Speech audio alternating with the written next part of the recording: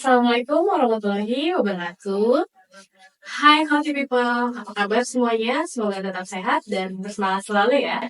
Perkenalkan, saya Firya Liana Citra, apoteker di Puskesmas Cengkareng.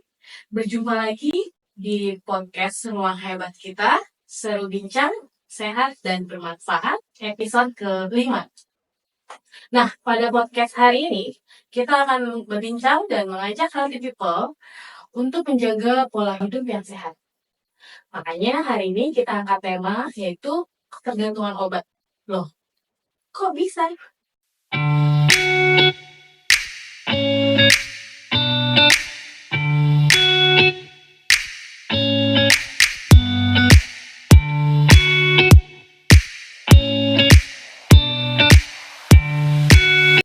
Nah, hari ini kita akan kedatangan narasumber kita yaitu Apoteker Mulyadi. Nah, kita sebelumnya kenalan dulu kali ya sama narasumber kita hari ini. Halo Kak, Halo, apa kabar? alhamdulillah baik.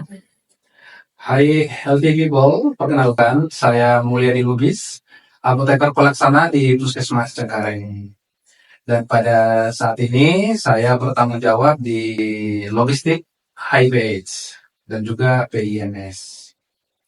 Oke, aku mau nanya nih Kak, Kakak kerja di sini tuh udah berapa lama sih? Terus kasih tahu dong ke kita kayak kerjanya tuh apa aja. Oke, saya menjadi apoteker di Puskesmas Cengkareng sejak 1 Maret 2022. Kemudian kalau untuk pekerjaan kita sama sesuai dengan Permenkes ya, standar pelayanan kefarmasian di Puskesmas, mulai dari perencanaan, pengadaan,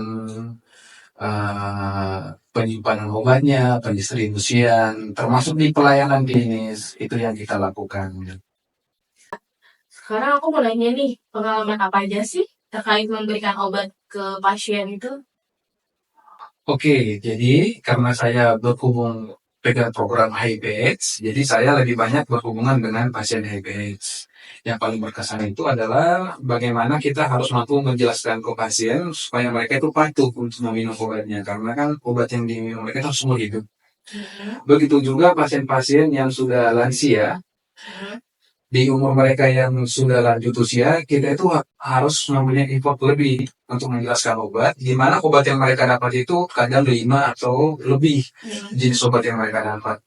Jadi di situ kita harus lebih sabar dan juga tujuan kita harus sampai saat kita konsumsi obat, supaya pasien pulang mereka itu udah benar-benar mengerti bagaimana cara minum obatnya supaya baik dan benar serta rutin mengkonsumsinya. Harus minum obat sebanyak itu? Apakah nggak berbahaya untuk pasien-pasien memang harus minum obat rutin setiap hari? Iya, benar.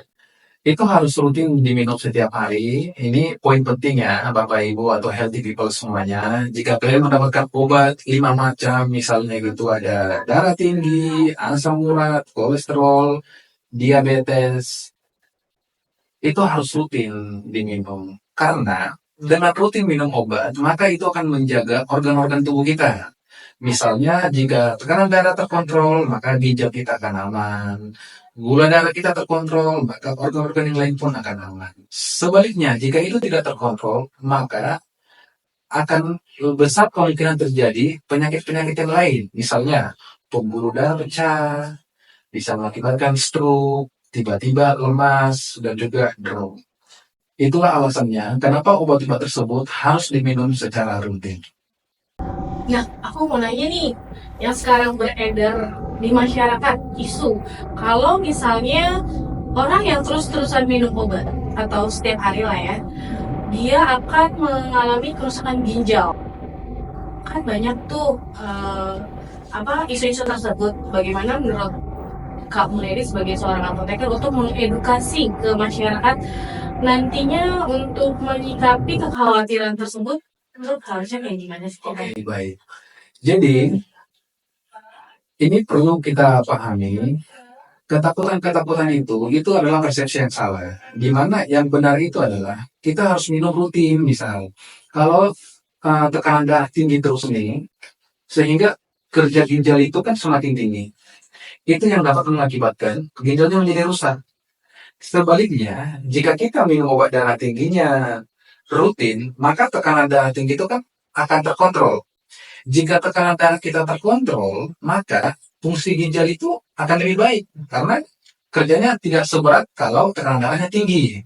Misalnya, jika gula darah kita tinggi, sama kerja ginjal itu juga akan lebih capek, akan lebih berat gitu. Tetapi jika gula darah kita terkontrol, maka kerjaan ginjalnya itu tidak seberat kalau tidak terkontrol. Maka persepsi yang benar itu adalah dengan rutin minum obat darah tinggi, kolesterol, gula, itu akan menjaga kesehatan ginjal kita, termasuk kesehatan organ-organ yang lain. Nah, healthy people. Jadi lebih baik kita mengkonsumsi obat secara rutin dan pastinya dengan benar. Nah, sekarang aku mau nanya nih. Berarti gimana sih cara penggunaan obat yang baik dan benar itu seperti apa? Oke, untuk penggunaan obat yang benar itu sebenarnya jika healthy people berobatnya ke sarana kesehatan yang benar, bukan membeli obat dengan sembarangan, itu sudah merupakan tindakan yang benar dan baik. Karena saat kalian datang ke puskesmas, ketemu sama dokter, pasti dokternya itu memberikan edukasi bagaimana cara penggunaan obatnya supaya penyakit yang diderita bisa teratasi. Terakhir, setelah konsultasi ke dokter, pastikan mendapatkan resep untuk ditebus. Di farmasi atau di apotek, sebelum obat itu diserahkan, itu pasti diberikan dulu informasi ataupun konseling kepada healthy people sekalian.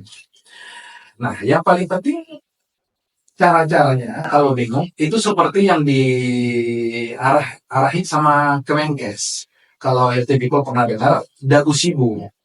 Dagu Sibu itu merupakan program di Kemacemat juga ya. Itu sering kita berikan informasi baik dari leaflet atau media sosial yang lain. Dagu Sibu itu merupakan singkatan dari dapatkan, gunakan, simpan, dan buang. Dapatkan itu ya dapatkan obat dari sarana yang benar ya, misalnya dari puskesmas. Kemudian kita menggunakannya itu sesuai dengan aturan pakai yang diarahkan sama apotekernya atau petugas farmasinya. Kemudian pasti ada cara-cara menyimpan, misalnya obatnya harus disimpan di suhu ruang, maka jangan simpan di dekat jendela yang terkena matahari. Ada juga obat yang harus disimpan di dalam kulkas. Ya, jangan disimpan juga di luar kulkas, seperti itu.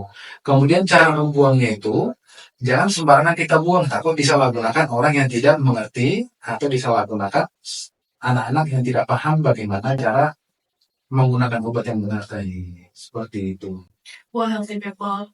Keren banget ya informasi dari kakak apoteker Lilian nih. Sekarang aku mau nanya lagi nih, banyak pertanyaan nggak apa-apa ya? Oke, silakan.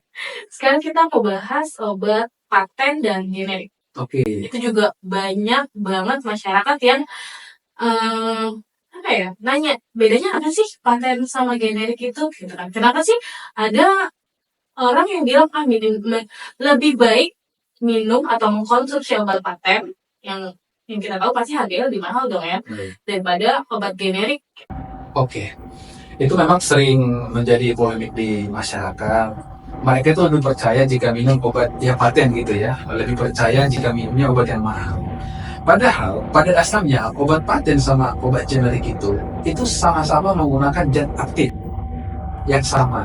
Misalnya paracetamol yang generik sama merek lain yang lebih paten atau yang lebih mahal, itu isinya itu sama-sama paracetamol.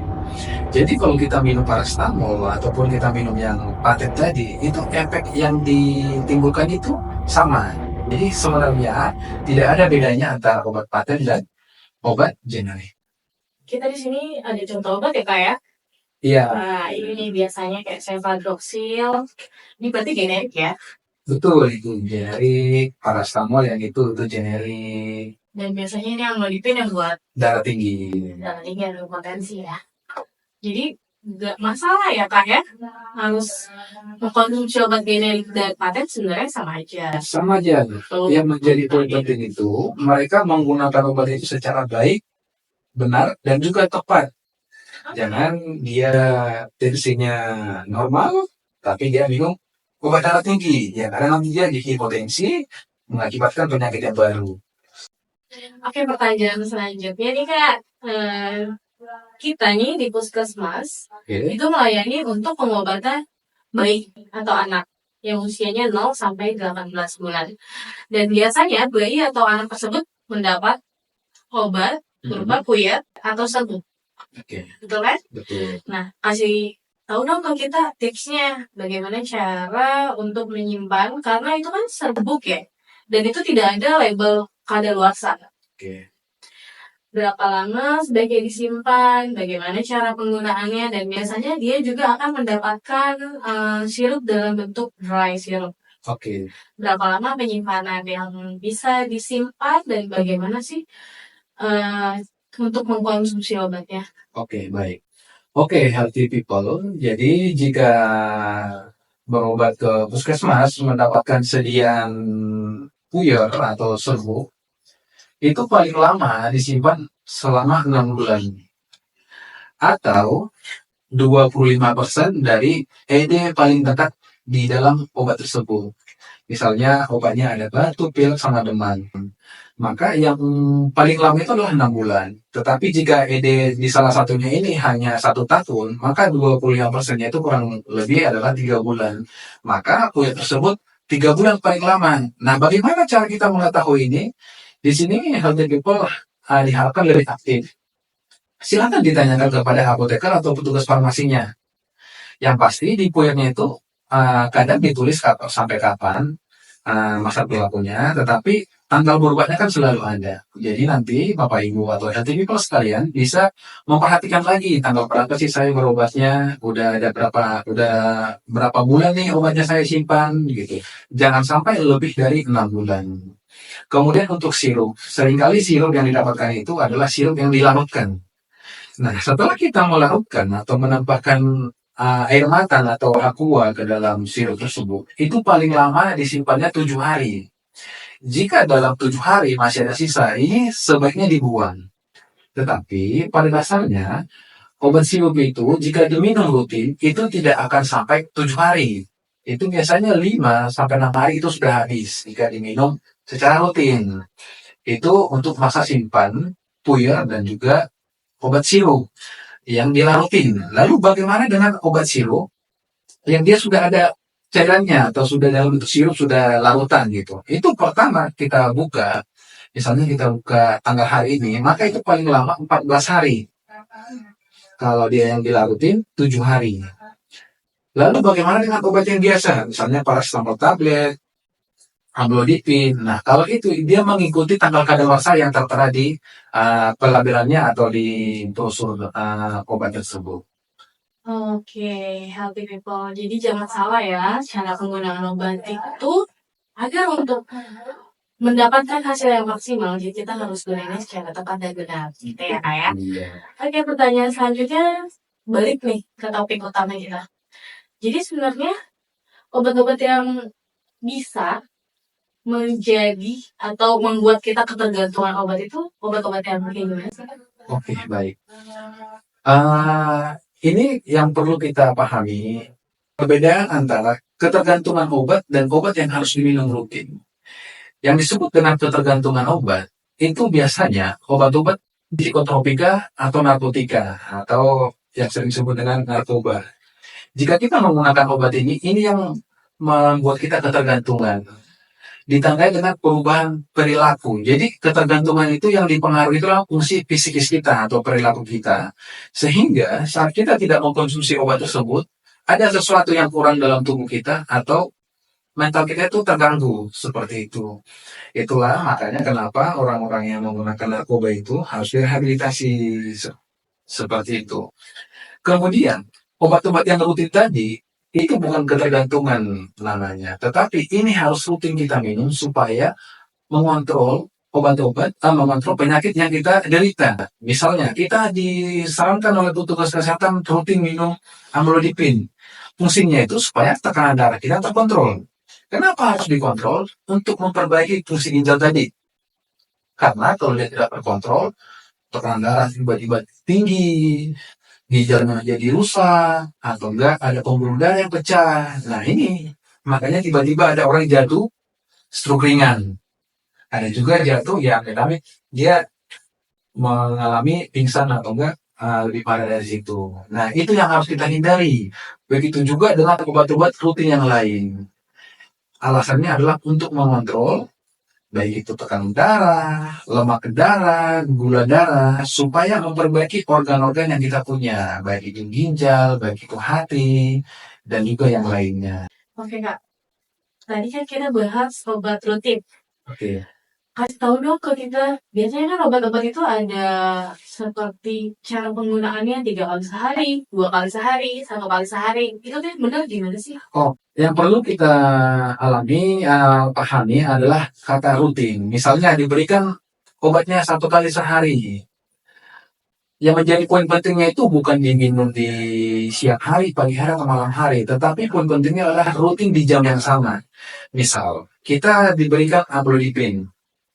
Petugas farmasinya atau apotekernya menyarankan diminum pagi hari ya. Nah, pagi harinya itu harus kita pahami. Misalnya dimulai jam 8 pagi. Maka seterusnya harus rutin di jam 8 pagi. Itu yang disebut cara minum yang baik dan benar. Kemudian, kalau dia 1 kali sehari, maka harus per 24 jam ya. Maka harus rutin di jam 8. Jangan nanti diminum hari ini jam 8, besoknya jam 10 atau jam 12. Nah, itu akan mempengaruhi efek dari obatnya. Kemudian jika dia 2 kali sehari, jangan kita minum misalnya pagi jam 10, sore jam 5.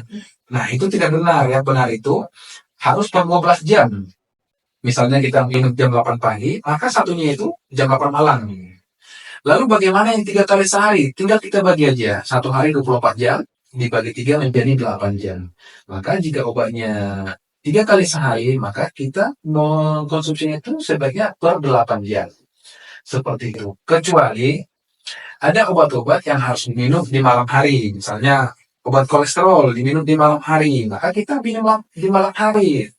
Dengan poin penting tadi, jamnya sama. Misalnya kita mulai dari jam 9 hari ini, seterusnya kita minum di jam 9 malam. Seperti itu. Lalu bagaimana untuk obat-obat yang harus diminum sesudah makan atau sebelum makan? Oke. Healthy people, saat kita menerima obat, kita harus memastikan bahwa kita sudah memahami cara minum obat tersebut. Biasanya kan ada etiket tuh. Ada 3 kali sehari sesudah makan, atau 1 kali sehari sebelum makan gitu.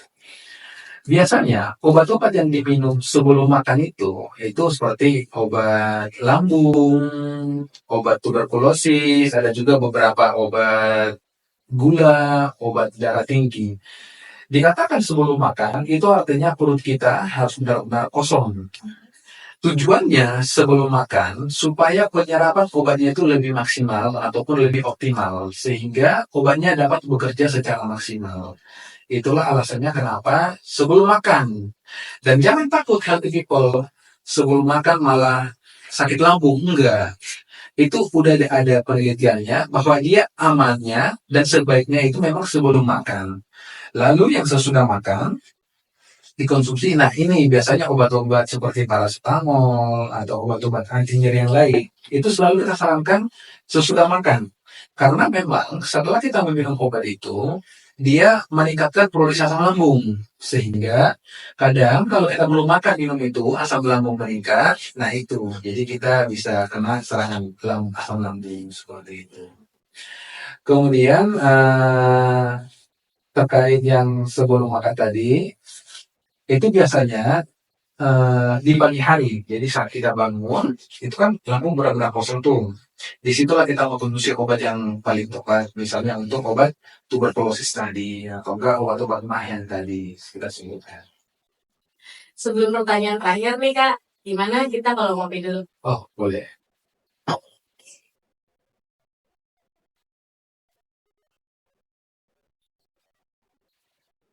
Kan kalau mulai kerja di puskesmas nih, Iya. boleh nggak kasih tahu ke healthy people gimana cara atau proses untuk mendapatkan obat di puskesmas yang lain itu? Bagaimana prosesnya dari healthy people mulai untuk mendaftar sampai akhirnya healthy people dapat obat yang bisa dikonsumsi? Oke, baik. Di puskesmas Cengkareng itu kita melayani baik dia pasien BPJS atau umum caranya untuk mendapatkan obat itu, yang pertama itu adalah kita harus mendaftar di bagian pendaftaran. Nah, nanti di bagian pendaftaran itu akan dipilah lagi apakah dia masuk ke klaster anak, ibu hamil, atau dia masuk ke klaster orang dewasa.